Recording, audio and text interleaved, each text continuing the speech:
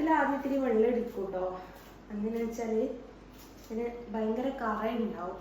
നമ്മൾ ഇതുണ്ടല്ലോ പച്ച പഴം അത് ഉപ്പേരി വെക്കുന്ന ഒരു സെറ്റപ്പൊക്കെ തന്നെയാണ്. കാരണം ഇതിൽ ഈ കറ പോകാൻ വേണ്ടിയിട്ട് അതിനെ തന്നെ കുറച്ച് വെള്ളം ഇതാക്കി വെക്കുന്നതാണ്.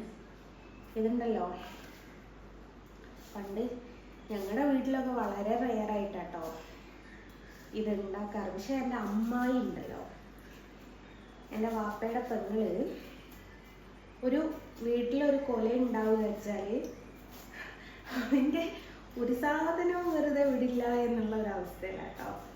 കാരണം കൊല ഇങ്ങോട്ട് കൊല ഒന്നിതായി കഴിഞ്ഞാൽ നമ്മുടെ വാഴക്കൂമ്പ് വെട്ടുമല്ലോ.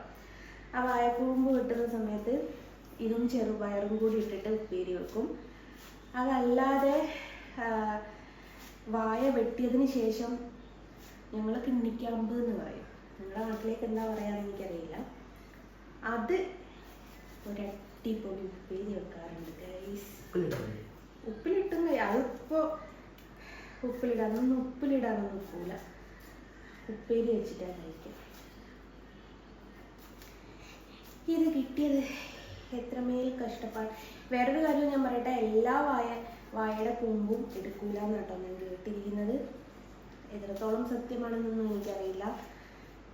കദളിക്കൊല, പൂവൻകൊല, മറ്റേ നേന്ത്രക്കൊല ഇതിൻ്റെയൊക്കെ എടുക്കും. പക്ഷെ നമ്മളില്ലേ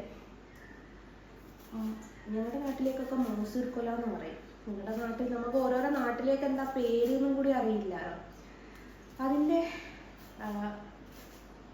അതിൻ്റെതാണോ വേറെ മന്നംകൊലയുണ്ട്, അതിൻ്റെതാണോ എന്ന് എനിക്കറിയില്ല. ഏതോ ഒന്നിൻ്റെത് കയ്പ്പ് വരും ഉപ്പേരി വെക്കുമെന്ന് പറയുന്നത്. ഏതാണെന്ന് അറിയില്ല കേട്ടോ. ഇതൊക്കെ ഞങ്ങൾ കത്തി കൊണ്ട് കുത്തി എങ്ങനെയെങ്കിലും ഇതൊന്ന് അടർന്ന് വീഴാൻ മതി എന്നുള്ളൊരവസ്ഥയിലായിട്ട് കത്തിയിൽ കുത്തിയൊക്കെ എടുത്തതാണ്. ഞാനത് മുഴുവനായിട്ടൊന്ന് മുറിച്ചിടട്ടെ.